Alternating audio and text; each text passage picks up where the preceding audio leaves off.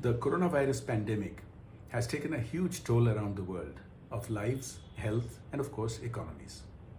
India too was severely affected on all these counts.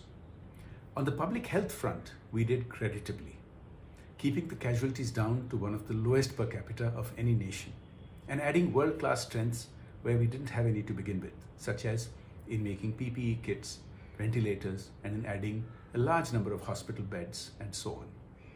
But the economic battle is going to be tougher and longer because of the disruption that we face to economic activities and jobs, which is true for all countries.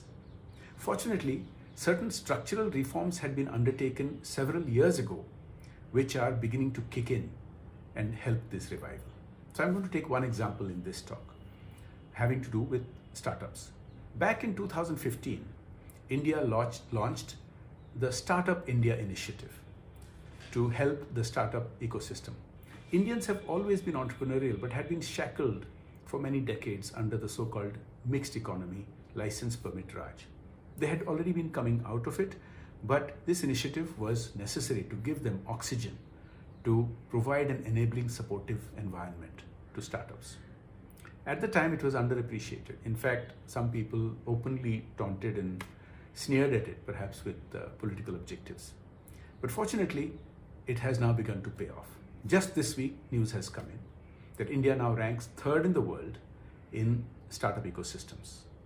And if you just take the unicorns, the billion-dollar valued companies that are not yet listed, the ones in India add up to $168 billion.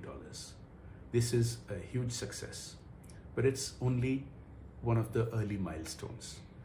This will not only help us get out of the pandemic-induced downturn, but in the coming decade and decades ahead, where India is going to be playing a very important role in the global economy.